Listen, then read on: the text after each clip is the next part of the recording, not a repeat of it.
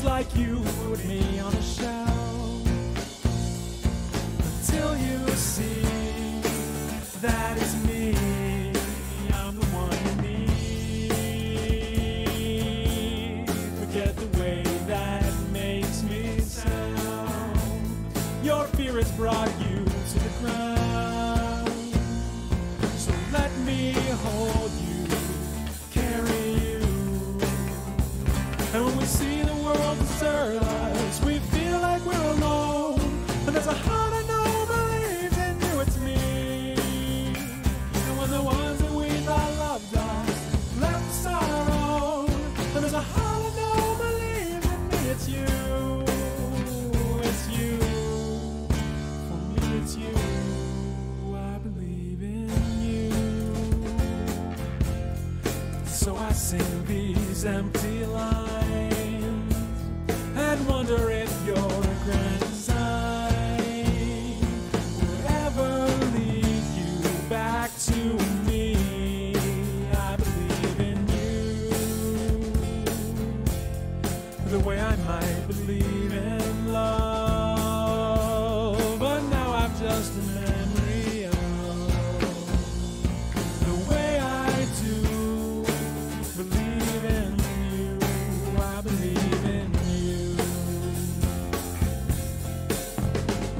They tell me I should whisper my goodbye. It's like I've always known you'd be there to understand and hold my hand. I believe in you the way I might believe in love, but now I'm just a memory of the way I do believe in you. I believe in you.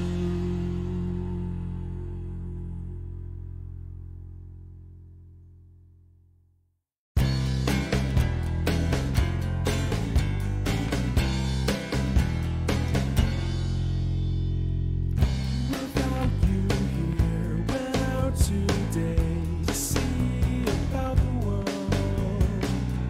If someone else had the same heart, or if we were alone.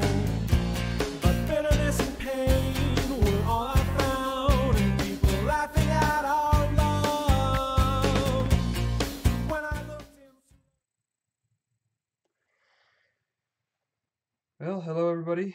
Thanks for hopping in and joining me on this live stream.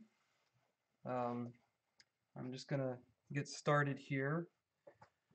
I apologize for the lead-in that takes place. I know you get like a notification that I'm streaming, um, and then you sit there and you see this music. There's this music playing, and you see the little sign that says the stream's starting soon.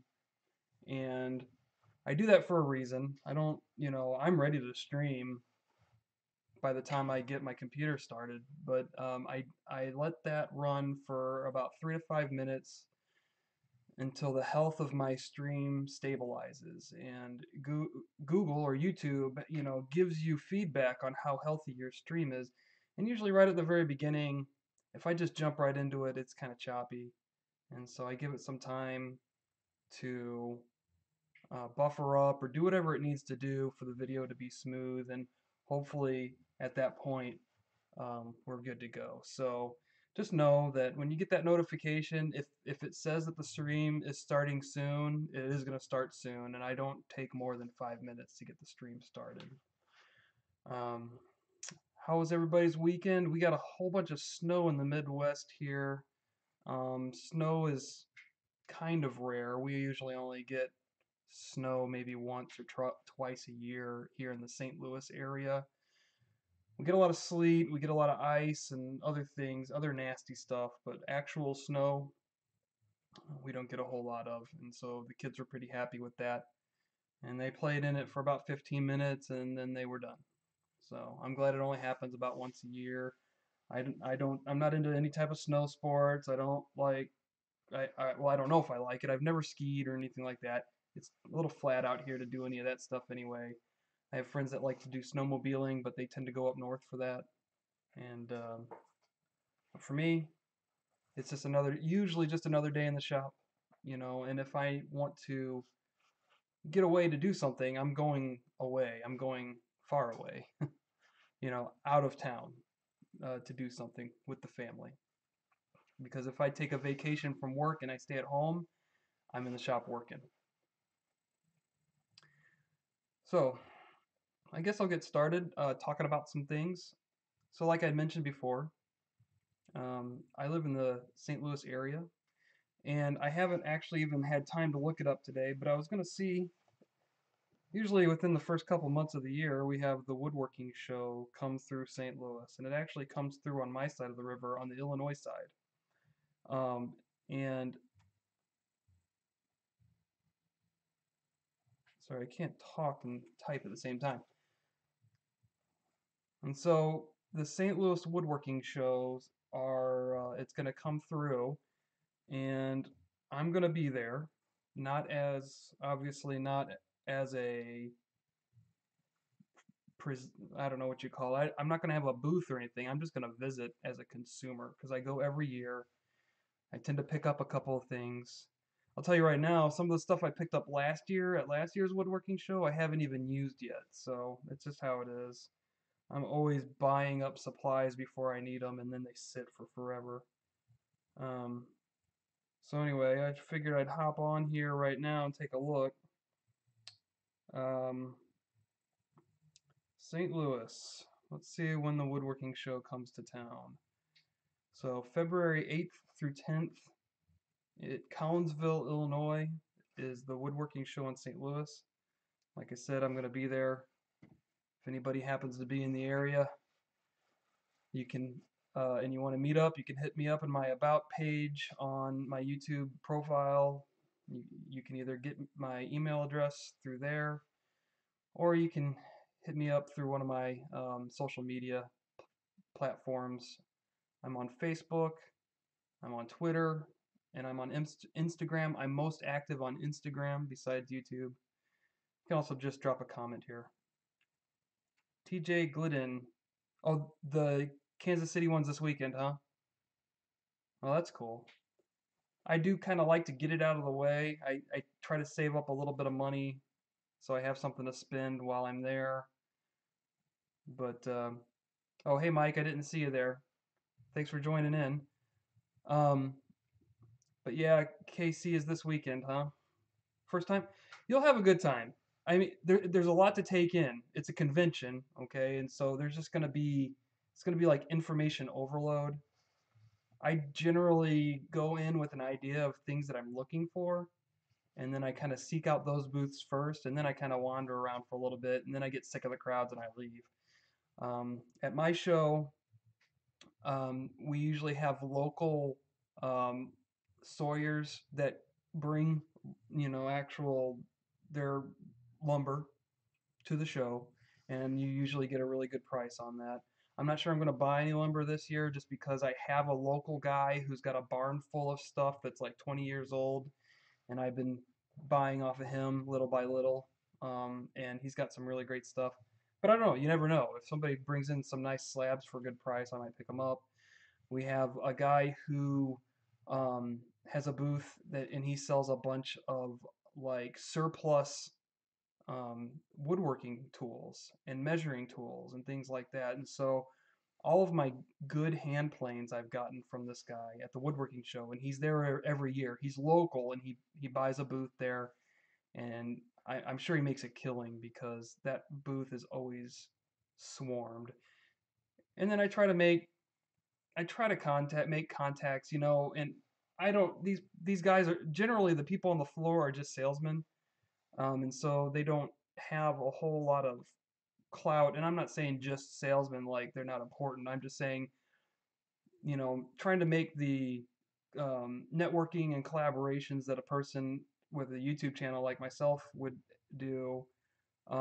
Those types of people, the marketing people aren't there. It's usually hired salesmen or hired representatives. So there is a so there's an Instagram page that you guys might be interested in, um, and it's called Urban Timber, I believe. Now that you know, I'm kind of just going off the top of my head here. Let me look them up real quick. They're pretty active on Instagram. Um, they are spokespeople for they on the side they do stuff for Arbortech, which is a carving um, device that you attach to a grinder, and they do demonstrations. I think it's Urban.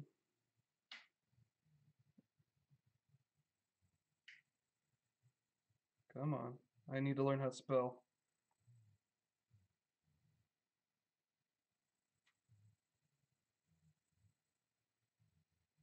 Well, I'll figure it out and I'll let you guys know. Man, I can't believe I don't remember what their name is now.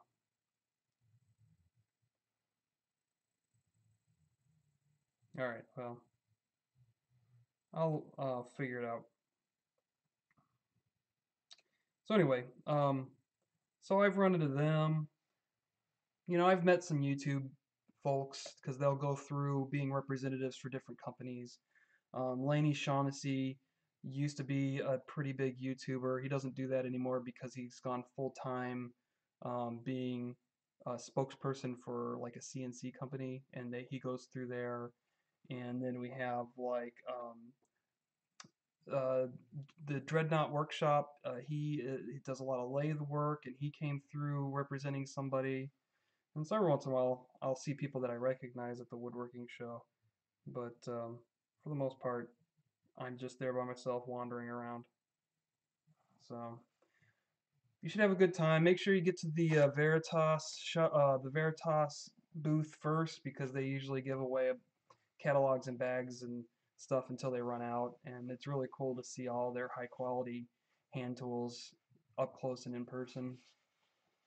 So anyway, so the first, maybe the second weekend in February, whatever that is, the yeah, technically, so the 8th through the 10th of February, I will probably be there on the 8th. I like to get there early so I get kind of first dibs on everything that's being put out for sale. And you probably will see the same thing, TJ. You're probably going to see some local vendors, and I strongly encourage you to patronize those guys before you patronize the big guys. Not that there's anything wrong with the big guys, but the local guys, it's a bigger chunk of change for them to rent out a booth to try to sell their stuff. And they usually will cut you a good deal if you talk to them, get to know them. All right, so moving on. What else was I going to talk about today? So this past week, I did absolutely nothing, and it was great. This weekend, like I said, it snowed, so I just kind of spent time at home with the kids. I didn't do a whole lot in the shop, and it's usually around this time of year, for whatever reason, it has to do. I'm assuming it has to do with the cold weather. I tend to struggle with motivation. You know, after Christmas, you don't have to deal with customer orders so much anymore, and the business dies down, and I just kind of take a step back and take a deep breath, and then I end up just not doing anything. And you know, it's not life or death for me. All of this stuff that I do is on the side, and so I can really take it or leave it, I guess. I just do it because I enjoy doing it. That being the woodworking and the YouTube stuff. I have three huge projects that are just sitting on my computer waiting to be edited, and I've had them for a long time. And I don't know. It's one of those things. It's just like I would like to get them right, and so then it just intimidates me completely out of starting working on them at all. Um, the projects are I did a blanket chest, and I made it out of oak, and it's kind of a rustic farmhouse type look, but it's finished. So you know, I didn't take barn wood and I didn't take rough sawn wood. I actually took clean quality wood and I gave it a distressed look, pattern to make it appear to be rough sawn, but the reason I did it that way is just because it's easier to manage this wood when you have, you know, fully surfaced and dimensioned wood, and then you make it look beat up and ugly, as opposed to taking beat up and ugly wood and trying to keep your thicknesses consistent and everything while maintaining the beat up look. So I have this huge project. I've got tons and tons of footage of this project, and I just don't even know where to start with it. Another project I did that's been in the can for about a year is I did a thing called a Victorian fire screen. I made it out of mahogany. I did a whole bunch of stuff for the first time. I learned a ton, and it's just sitting there because, again, I just don't know how to wrap it all up and, you know, tie it up in a nice tidy little bow and make it a nice little video package for you guys uh, that you'd enjoy. And eventually I'll figure it out, but it's just been taking time, and I've been a little intimidated by that. And then the third thing is I made a set of dining chairs out of white oak, and it was my first time doing a lot of things. It was my first time making a chair. It was my first time working with white oak. It was my first time doing traditional mortise and tenon joinery. And I also did a type of work. It's called parquetry, and I used that to make the decorative piece that goes in the center of the backrest. And so I've got a ton of video on that too. And again, it's just there's so much. It's so daunting that um, I guess I just need to buckle down and get to work on it. In the meantime, in the shop, I haven't taken on any new big projects. I have a couple lined up, but I'm trying to get my dust collection sorted out. I've kind of gotten to the point where I'm tired of breathing in sawdust all the time. I had at my old shop, I had the dust collector set up, and it was hooked up to everything, and it was great because, I mean, it didn't eliminate the dust, but it sure did knock it down by a significant margin. And here I've got nothing. And so let me show you what I've been up to here. Um, this will come out in a video eventually.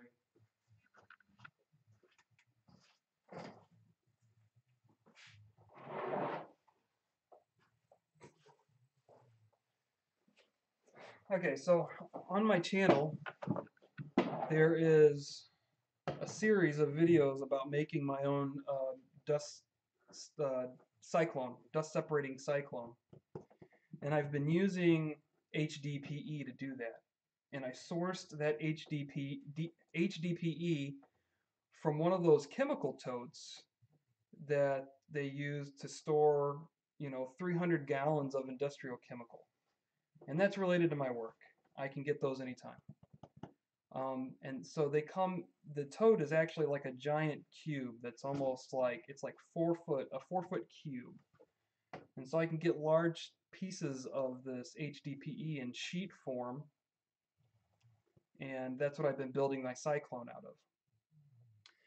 So I came across a conundrum. I had to make the top portion of the cyclone, and it's about 19 inches in diameter, and the circumference of that, I don't know, pi times diameter is a circumference, right? So let's just say it's a lot.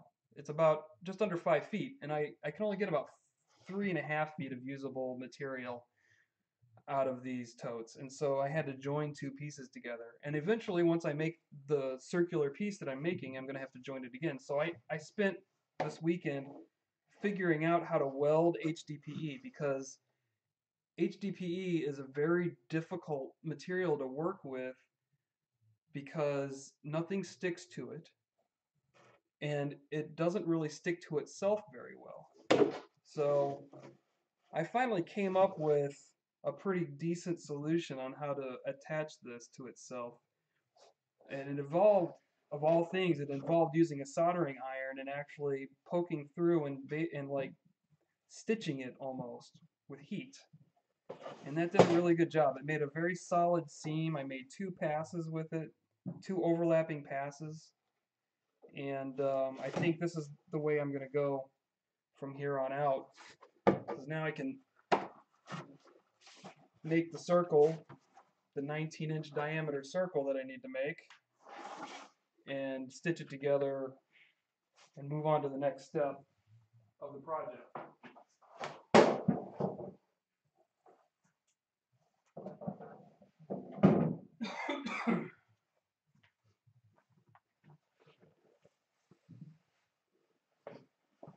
But, you know, that level, like I was telling you, my level of motivation lately is just I've been reluctant, and mainly it's because you just get tired of pulling the camera out for everything. Um, I don't know. For those of you, I know some of you guys out there are YouTubers yourself, and hopefully you can understand what I'm talking about when I'm talking about. I just like to bang out a project sometimes and not have to worry about setting up camera and getting the angles and starting and stopping and narrating if I'm going to narrate and all those things. Sometimes it's just nice to make something and not have to worry about all that. And most of the time, I'm not just making. I usually film just about everything um, because it's valuable, for my channel. So anyway, pretty sure I showed you guys this already. I haven't really gone much further with this knife. It's just sitting there looking at me, but it's all tempered and ready to go. It just needs to be polished and have the final edge put on it and have some scales.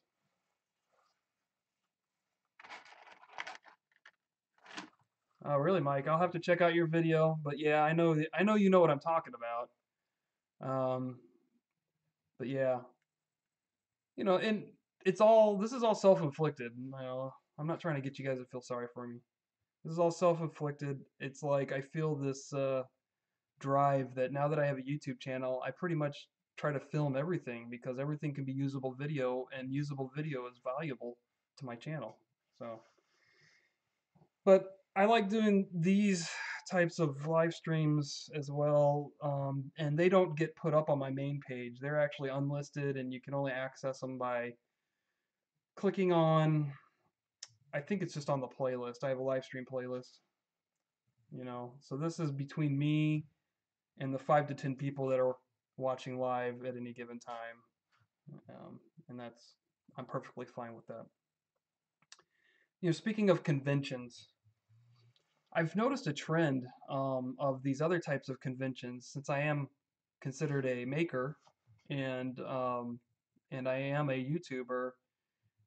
There's been these other types of maker conventions that have been popping up all over the place, and I don't know. I find it interesting. I'm torn on my opinion of these things because, first of all, I think it's great that groups of makers get together and they can share ideas and everything. But I don't know if you guys have ever looked into these things, but they cost a ton of money. At least a couple $100s for like a weekend pass or whatever. And then I feel like, well, maybe they're just kind of taking advantage of this maker movement, and they take advantage of all these people that have like 500 subscribers, and they're just looking for guidance, on how to grow their channel. And I'm not in a position to give any type of advice. I'm only, I don't know, right around 13,000 subscribers or something like that. So that's in the YouTube world, that's nothing. Now, in my own personal world, I'm extremely grateful, and I just can't believe that many people would be interested in what I'm doing. Um, but anyway, I just see that Maker Central's coming up, and there's a whole bunch of advertisements about that, and that's in England. But we have some here. I know there's a big Maker convention that happens in Atlanta every year. That's what I was looking at. You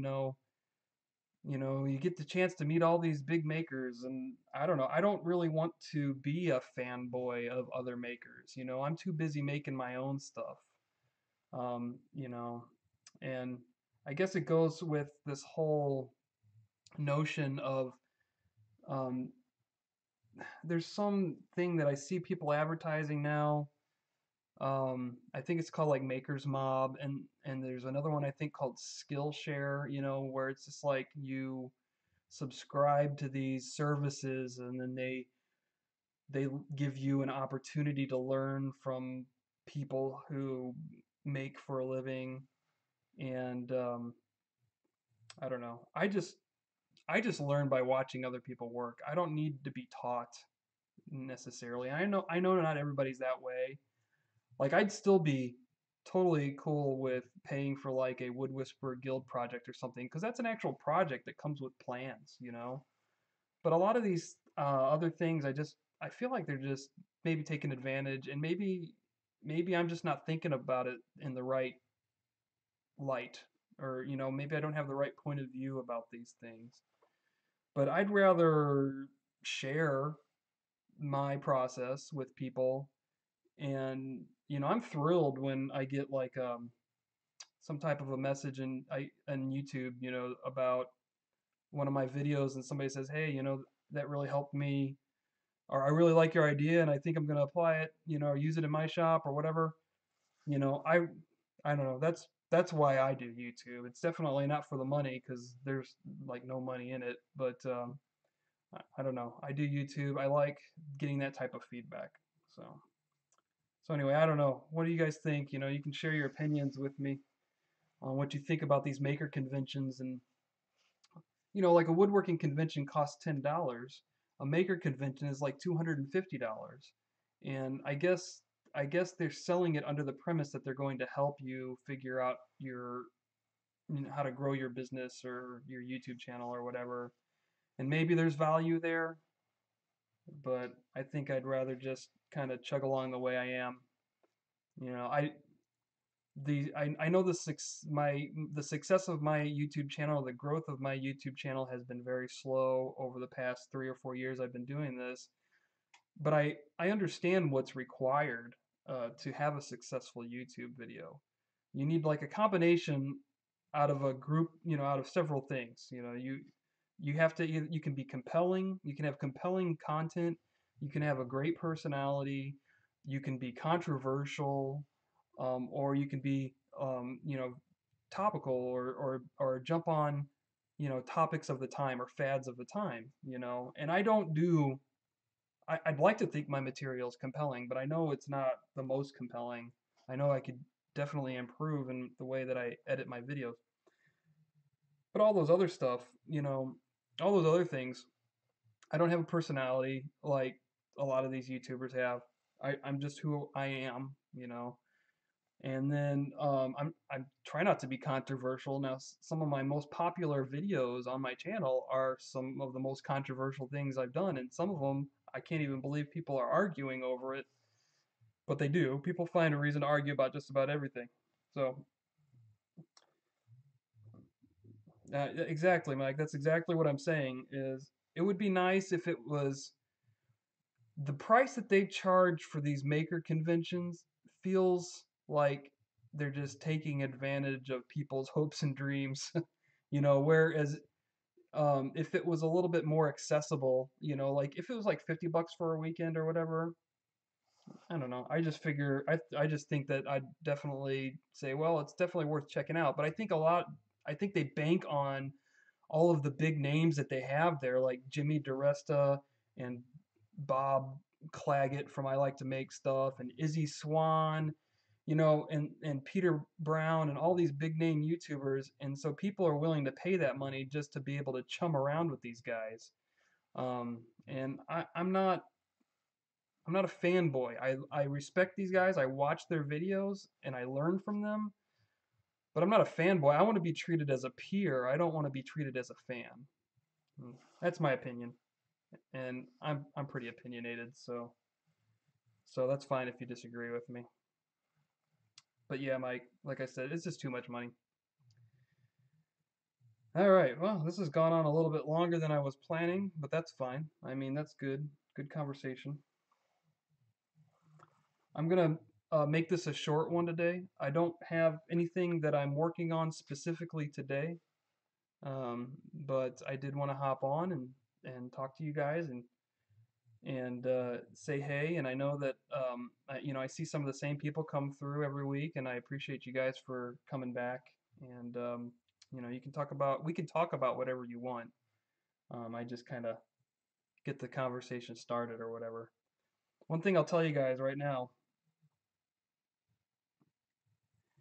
Um, well, before I get to the next thing, I see that, yeah, Mike, you said, yeah, you enjoy doing videos, but you're not, yeah, a million subscribers is completely not, I know, I mean, I know how YouTube works. I don't think I have what it takes to get a million subscribers. And that's not even self-deprecating in any way. That's just saying I'm not willing to do what it takes to get a million subscribers, I think is a better way to put it. You know, like when people reach out to me for sponsorships and things, if it doesn't pertain to woodworking or stuff that I do in my shop, I just turn them down, you know. And so that'll have to do with these guys that get these sponsorships from, you know, they're doing like games, like, you know, phone games, or like the VPN service, and or, you know, all these different adverts that they do have absolutely nothing to do with woodworking, and I'm not interested in doing that. And when you start doing, I do some sponsored stuff. You've seen my reviews maybe, um, but I try to keep it topical. I try to keep it, you know, on the topic of the workshop or woodworking or working on my motors or whatever the case may be. So now maybe someday I'll get to 100,000. I don't know. I'm I'm 13% of the way to 100,000.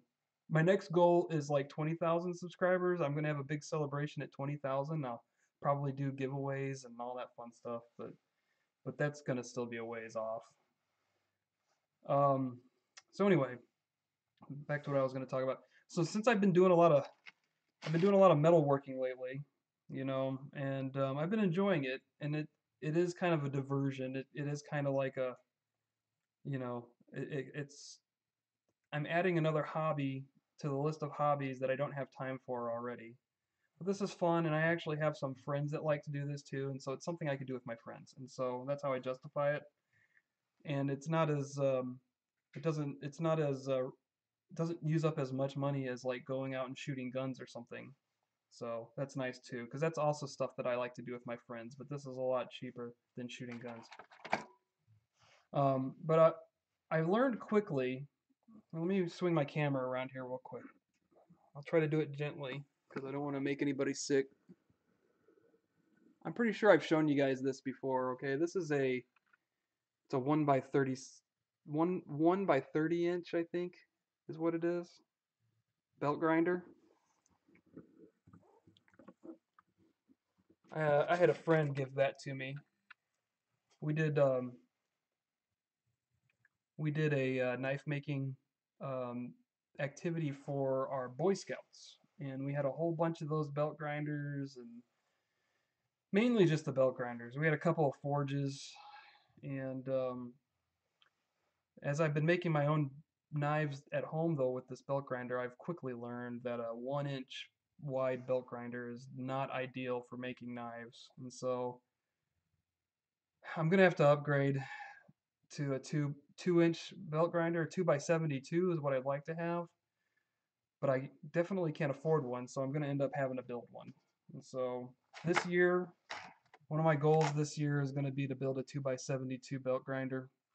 I'm probably gonna use Jeremy Schmidt's design, just so, I mean, there's so many good designs out there that people have already done the math. I don't really need to reinvent the wheel, but I think Jeremy Schmidt's design is the best design that I've seen, and so I'm probably going to purchase his plans and make one. Yeah, yeah. So, Mike, if I could give you any advice just from my experience um, about reaching your subscriber goals, is that consistency is key. Um, and so, you know, one video a month is great. You know, I try to do one video a week because YouTube will promote you based on your frequency of releases. So, you know, I do one video a week, and then I have periods where I'll dump like 3 videos a week for a month straight.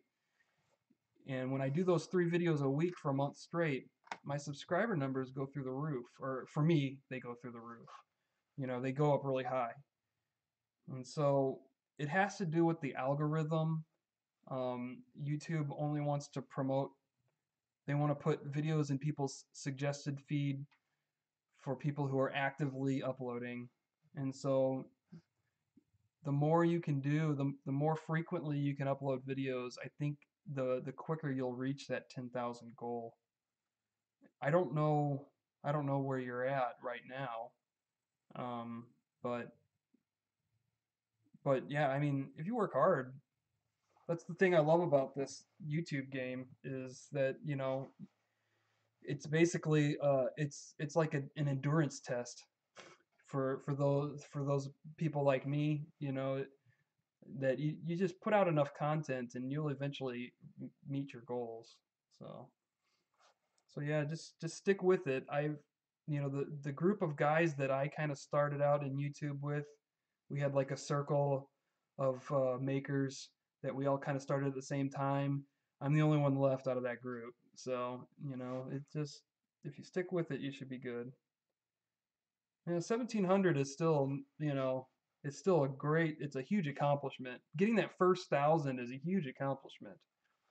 Um, Once you get to 10,000, YouTube unlocks some features that you get to use, which I don't use, unfortunately. I should use.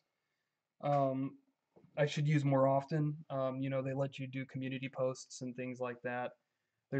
I'm sure there's a bunch of other things too. I don't know when they allow you to do premieres, if that's at 10,000 as well, but 10,000 really unlocks a lot of features for you, and I think that's just because they save it for people who are serious about their channels. And so, yeah, if you want to get 10,000, I think you could do it. If we get a collaboration going, I'll cross promote you. I'll send I'll send as many people your way as I can. Alrighty.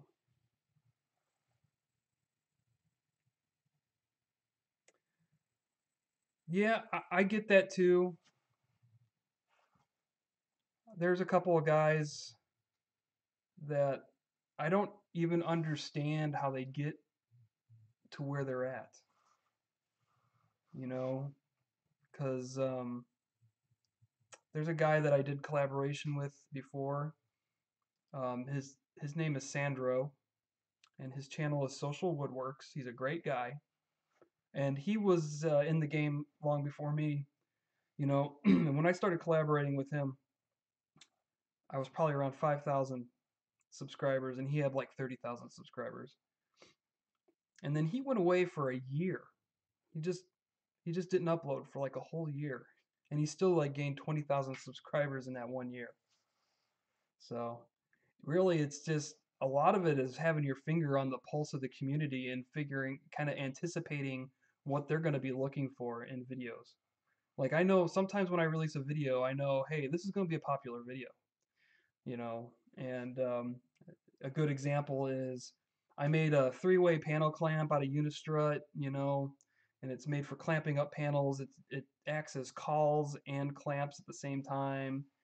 And I knew when I uploaded that video, I was like, this is going to be a popular video because I haven't seen anything like it on YouTube.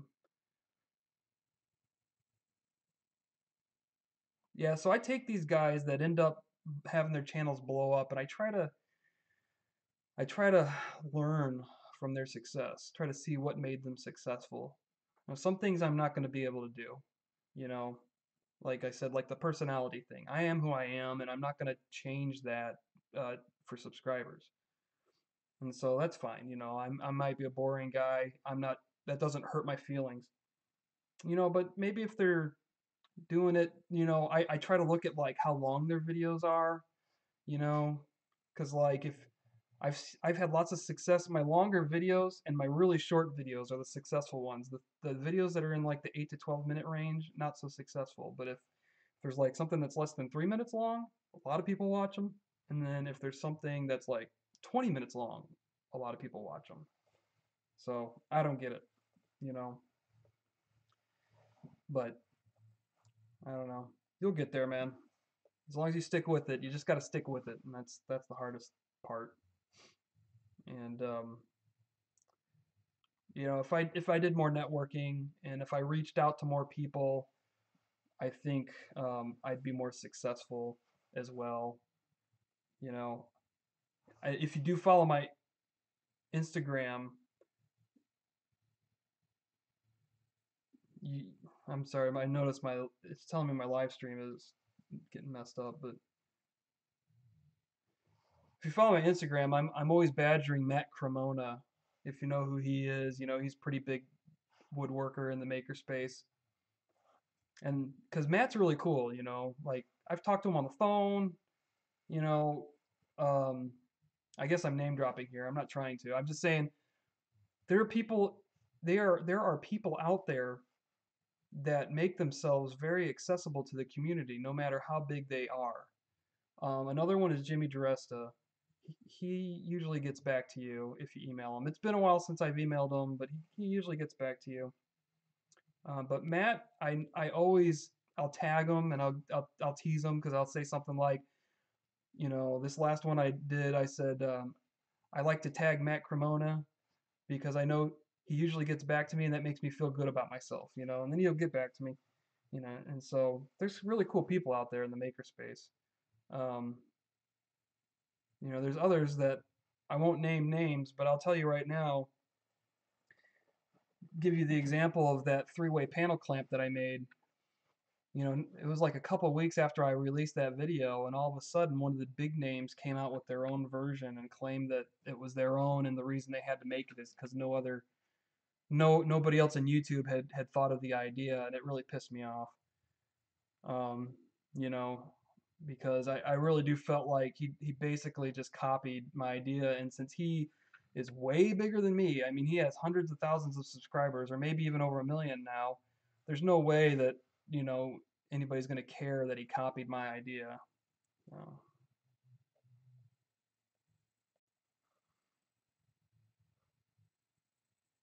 well, that's cool. I don't think I even got a sub from Matt. Maybe I did. I look through my subs every once in a while, and there's some big names in there.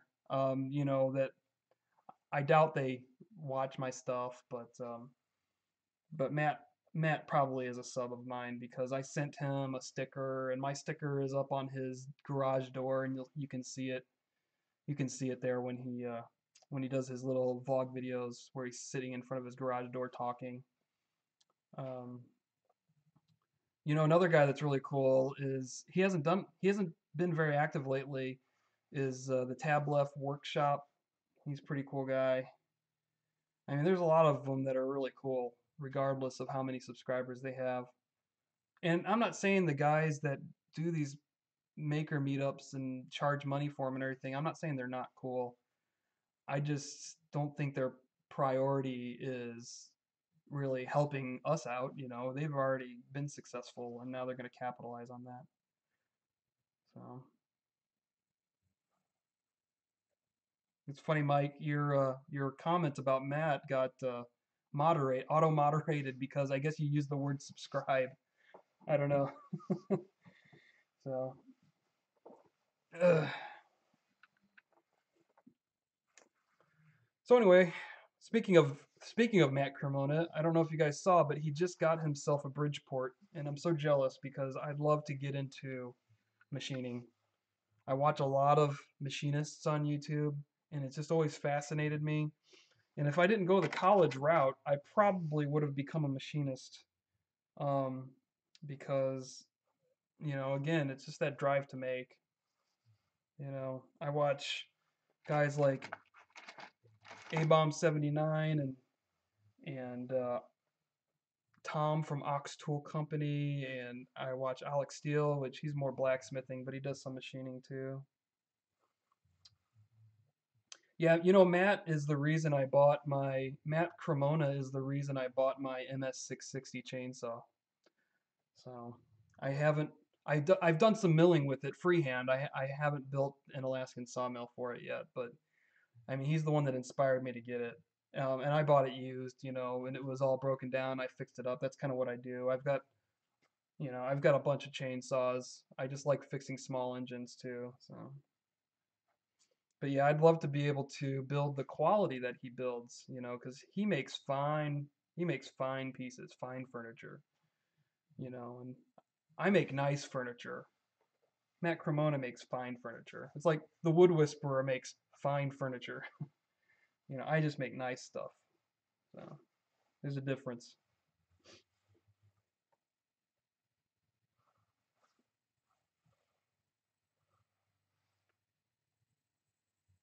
Oh, yeah, I'm definitely watching that one then, Mike. An 880. Man, how big is that engine? Is that over 100 cc? It's got to be. Here, hold on a second. I'll bring up my baby.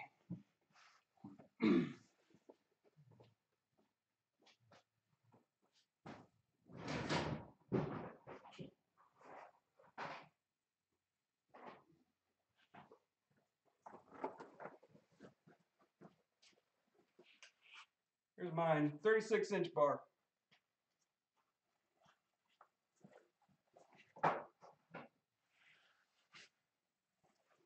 121. Holy cow. I think mine's only like 95. So yeah, I would not be able to pull a 59-inch bar, as you know, with my 660. I think the maximum would be maybe a 42. I don't know. Regardless, it's not running right now. I keep blowing up the top end. I don't know. I need to figure it out.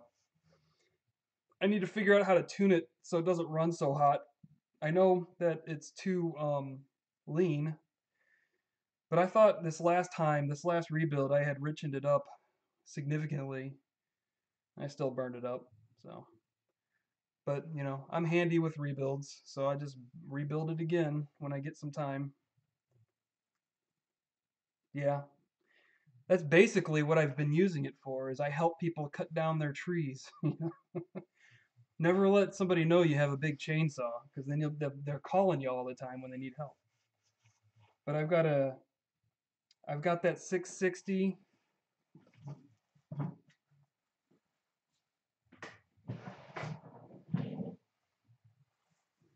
I got this guy right here. This is an 026. I love this saw. This thing just is a monster.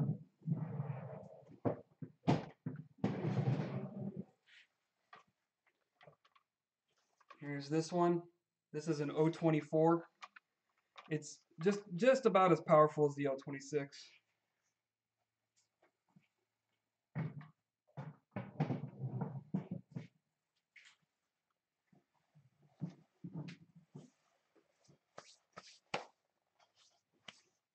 I like the old saws that say made in West Germany on them.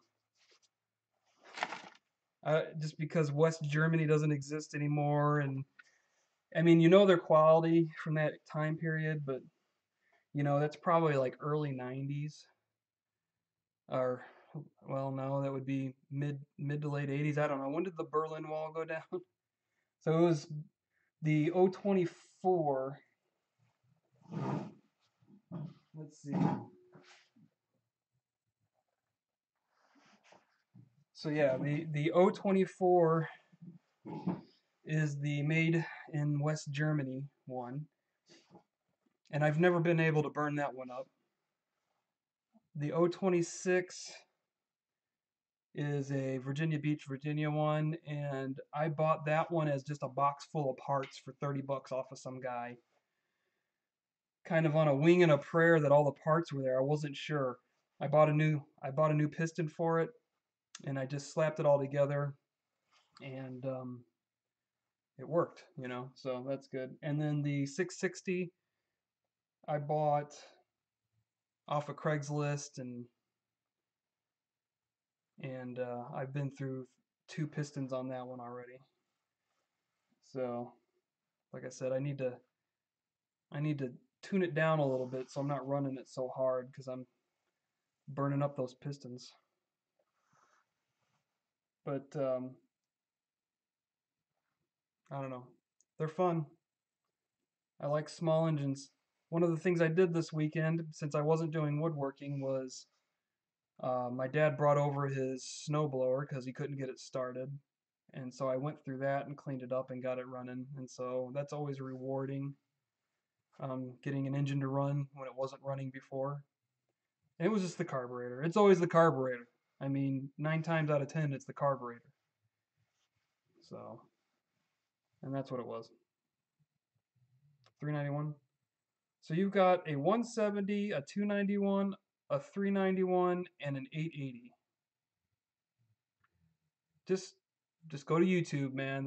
All the instructions are there. That's all. That's what I did. Take everything off. All you gotta do is take the head off. Keep track of your hardware, and it's a lot easier than you'd think. The hardest part is going to be readjusting your carburetor after you have removed it and put it back on again. So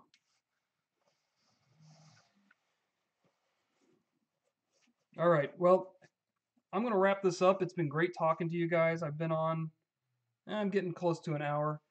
I will be back again for a sit down like this next Tuesday at 8:30. Every Tuesday at 8:30. This is my time slot, and so I'm going to go ahead and call it a night. Yeah, Jones. I don't even know how to pronounce them, but I know that the Jonesred or the Jonesred chainsaws are some of the nicest ones available. I know that the new ones aren't made by the same company, so they're probably not as nice, but the old ones for sure were monsters. So anyway, Mike, go ahead and hit me up on my email if you want to get something put together so we can do some collaboration. I'm more than open to that. You can get my email address off of my YouTube profile, or you can DM me on Instagram. And everybody else that watched, thanks for joining in on this. I'm going to call it a night. So I will talk to you guys later.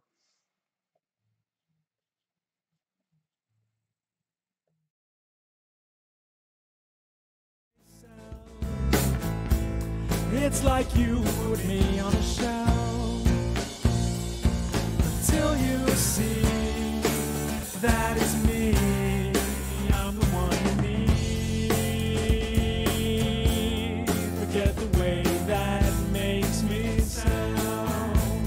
Your fear has brought you to the ground.